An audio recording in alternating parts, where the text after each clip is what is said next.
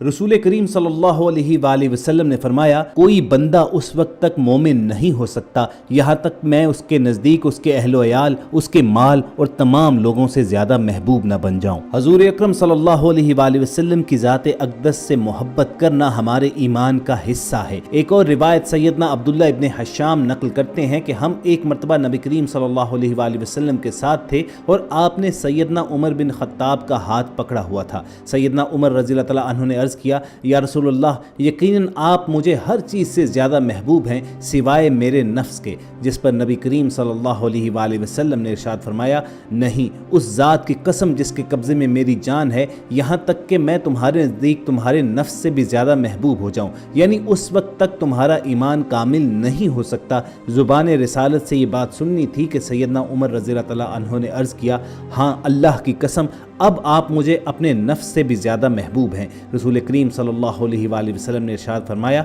अब तुम्हारा ईमान मुकम्मल है। ख़वातीन हज़रात, तारीख़ इंसानी किसी भी ऐसी शख्स के बारे में मिसालें पेश करने से कासिर है कि जब किसी हस्ती से उसके जानिसारों ने अपनी जान से भी ज़्यादा बढ़कर मोहब्बत की हो। आप सल्लल्लाहु अलैहि वसल्लम सहाबा की अंजुमन में बैठे थे कि अचानक आपकी आंखें भीग गईं। सहाबा को डर लगा कि शायद उनसे कोई गुस्ताखी हुई है। आप सल्लल्लाहु अलैहि वसल्लम ने जवाब में जो इरशाद फरमाया उसका मफहूम है कि मेरी आंखें उन लोगों के मुताल्लिक सोचकर भीग गईं कि जिन्होंने मुझे देखा नहीं होगा, लेकिन फिर भी वो मुझसे ऐसे ही मोहब्बत करेंगे जैसे तुम करते हो। यही वो गैर मशरूत मोहब्बत है कि जिसके बायस आज अरबों मुसलमान अपने दिल में ये ख्वाहिश रखते हैं कि किसी न किसी तरीके से उन्हें चेहरा अनवर का दीदार हो जाए। सरवर कायनात हजरत मोहम्मद सल्लल्लाहु अलैहि वसल्लम के साथ मुसलमानों की मोहब्बत और एहतराम का मामला ऐसे है कि इसकी और कोई मिसाल नहीं दी जा सकती। और इस दुनिया में यकीनन खुशनसीब लोग हैं कि जिन्हें ख्वाब में रसूलुल्लाह सल्लल्लाहु अलैहि वसल्लम के चेहरा अनवर की ज़ियारत भी नसीब हुई।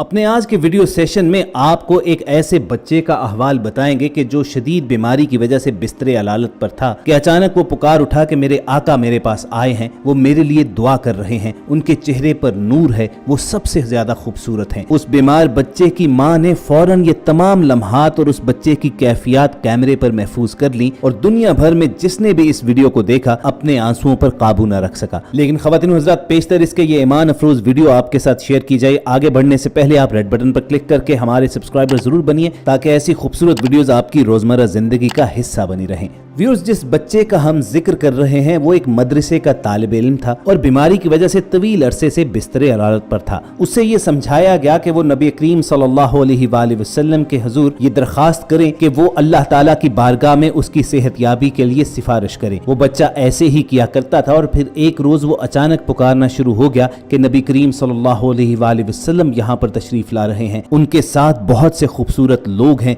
जिनके चेहरों पर नूर है, वो मेरे लिए दुआ फरमा रहे हैं और मैं अब बिल्कुल ठीक हो जाऊंगा। ये वीडियो देखने के बाद बहुत से लोगों का कहना यह था कि ये हेलुसिनेशन है, एक ऐसी कैफियत जिसमें इंसान का तखय्युल इस कदर स्ट्रॉन्ग हो जाता है कि वो हकीकत पर गालिब आ जाता है और उसे मुख्तलिफ किस्म के खाके नजर आना शुरू हो जाते हैं। बहरहाल ये अकीदत और मोहब्बत का एक ऐसा मामला है कि इस पर गुफ्तगू नहीं की जा सकती। इस कैफियत को सिर्फ अहले नजर ही जान सकते हैं या फिर वो लोग जिन पर यह कैफियत बीती हो। आप ये वीडियो देखिए और कमेंट सेक्शन में हमें अपनी राय से जरूर आगाह कीजिएगा।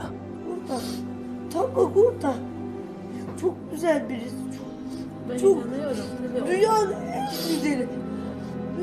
दोस्तों, इस्लामी तारीख में हमें एक और इसी किस्म का वाक़या भी मिलता है कि जब किसी बीमार लाइलाज शख्स को रसूल करीम सल्लल्लाहु अलैहि वसल्लम से निस्बत की वजह से मुकम्मल सेहतयाबी नसीब हुई। कसीदा बुर्दा शरीफ नबी करीम सल्लल्लाहु अलैहि वसल्लम की तारीफ़ व तौसीफ़ पर मुश्तमिल अरबी कलाम है जिसके अशार की तादाद 160 है, जो अलामा बुसीरी शाज़ली रहमतुल्लाह अलैह का लिखा हुआ है। आप 6वीं सदी हिजरी के बड़े मुत्तकी परहेजगार जय्यद आलम और कादरुल कलाम शायर गुजरे हैं। आप बयान करते हैं कि मुझ पर फालिज का हमला हुआ जिससे मेरा आधा धड़ बिल्कुल सुन्न हो गया। जब मैं उसके इलाज से मायूस हो चुका था तो मैंने रसूलुल्लाह सल्लल्लाहु अलैहि वसल्लम की शान अक़दस में ये क़सीदा लिखा और उसके तवस्सुत से अल्लाह रब्बुल इज़्ज़त से दुआ की कि वो मुझे सेहत अता फरमाए और इस बीमारी से निजात दे। इस हालत में मुझे नींद आ गई। मैंने ख्वाब में देखा कि जनाब रसूल अकरम सल्लल्लाहु अलैहि वसल्लम तशरीफ़ लाए और आपने अपना दस्ते मुबारक मेरे बदन पर फेरा और अपनी चादर मुबारक मुझ पर डाल दी।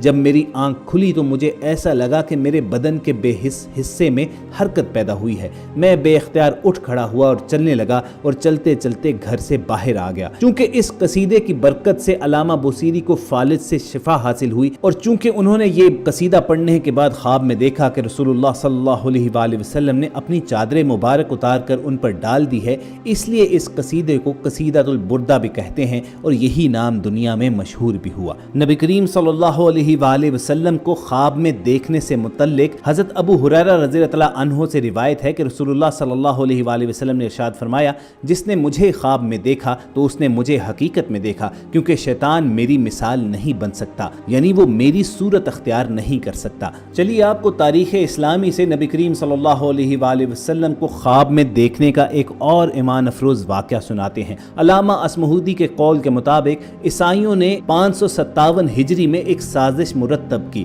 اس وقت شام کے بادشاہ کا نام سلطان نور الدین زنگی تھا۔ ایک رات نور الدین زنگی نے رسول کریم صلی اللہ علیہ وآلہ وسلم کو خواب میں 3 بار دیکھا۔ رسول اللہ صلی اللہ علیہ وآلہ وسلم 2 سرخی مائل رنگت کے آدمیوں کی طرف اشارہ کر کے کہہ رہے ہیں کہ مجھے ان کے شر سے بچاؤ۔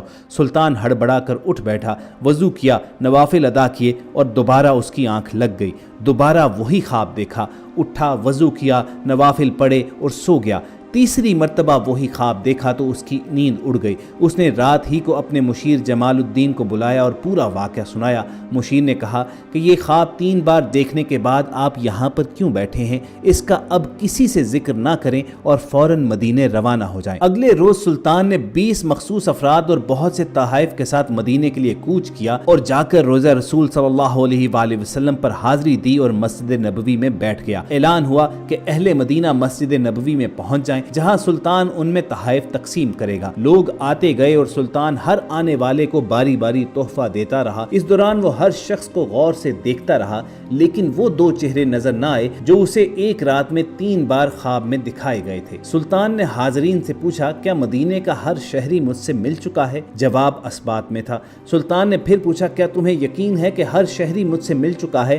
اس بار حاضرین نے کہا کہ سوائے 2 آدمیوں کے۔ سلطان نے پوچھا، وہ کون ہیں اور اپنا تحفہ لینے کیوں نہیں آئے؟ تو بتایا گیا کہ یہ مراکش کے صوم و صلات کے پابند 2 متقی باشندے ہیں، دن رات رسول اللہ صلی اللہ علیہ وآلہ وسلم پر درود بھیجتے ہیں، کسی سے نہیں ملتے اور کسی کا دیا نہیں لیتے۔ سلطان نے کہا کہ ان دونوں کو بھی اپنے تحائف وصول کرنے کے لیے فوری بلایا جائے۔ جب انہیں یہ خصوصی پیغام ملا تو انہوں نے کہا کہ الحمدللہ ہمارے پاس اللہ کا دیا سب کچھ ہے اور ہمیں کسی تحفے تحائف کی حاجت نہیں ہے۔ جب یہ جواب سلطان تک پہنچایا گیا تو اس نے حکم دیا کہ ان دونوں کو فوراً پیش کیا جائے۔ حکم کی فوری تعمیل ہوئی۔ ایک جھلک ہی ان کی شناخت کے لیے کافی تھی، مگر سلطان نے اپنا غصہ قابو میں رکھا اور پوچھا کہ تم کون ہو، یہاں کیوں آئے ہو؟ انہوں نے کہا کہ ہم مراکش کے باشندے ہیں، حج کے لیے آئے تھے اور اب روضہ رسول کے سائے میں زندگی گزارنا چاہتے ہیں۔ سلطان نے سختی سے کہا، کیا تم نے جھوٹ بولنے کی قسم کھا رکھی ہے؟ سلطان نے حاضرین سے پوچھا کہ یہ کہاں رہ رہے ہیں؟ بتایا گیا کہ روضہ نبوی کے بالکل نزدیک ایک مکان میں۔ سلطان فوراً اٹھا اور انہیں ساتھ لے کر اس مکان میں داخل ہو گیا۔ وہ مکان میں گھومتا پھرتا رہا۔ اچانک نئے اور قیمتی سامان سے بھرے ہوئے اس مکان میں اس کی نظر فرش پر پڑی ہوئی ایک چٹائی پر پڑی۔ نظر پڑنی تھی کہ دونوں مراکشی باشندوں کی ہوائیاں اڑ گئیں۔ سلطان نے چٹائی اٹھائی،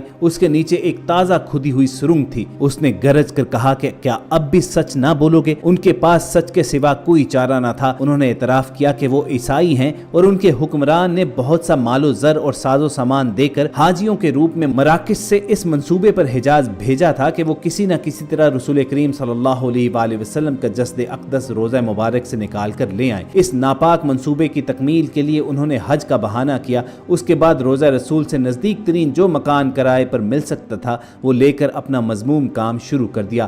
ہر رات وہ سرنگ کھودتے جس کا رخ روضہ مبارک کی جانب تھا، اور ہر صبح کھودی ہوئی مٹی کو وہ چمڑے کے تھیلوں میں بھر کر جنت البقیع لے جاتے اور اسے قبروں پر بکھیر دیتے۔ اور اب جب کہ ان کا ناپاک کام پایا تکمیل کو پہنچنے والا تھا تو سلطان نہ جانے کیسے مدینے پہنچ گیا۔ سلطان نور الدین زنگی نے حکم دیا کہ فوری طور پر ان دونوں کا سر قلم کر دیا جائے۔ اس کے بعد روضہ مبارک کے گرد ایک خندق کھودی گئی اور اسے پگھلے ہوئے سیسے سے بھر دیا گیا تاکہ آئندہ کوئی بدبخت ایسی مذموم حرکت کے بارے میں سوچ بھی نہ سکے۔ تو خواتین و حضرات، یہ تھے نبی کریم صلی اللہ علیہ وآلہ وسلم کی ذات اقدس سے مسلمانوں کی محبت کے چند واقعات، جنہوں نے اگر آپ کے ایمان کو تازہ کیا ہو تو اس ویڈیو کو لائک کر کے دوسروں کے ساتھ شیئر بھی کیجیے گا، اور ایسی ہی خوبصورت ویڈیوز فیوچر میں حاصل کرنے کے لیے ریڈ بٹن پر کلک کر کے ہمارے سبسکرائبرز بھی بنیے گا۔ جلد آپ سے دوبارہ ملاقات ہوگی۔ اپنا اور ارد گرد کے لوگوں کا خیال رکھیے۔ اللہ حافظ۔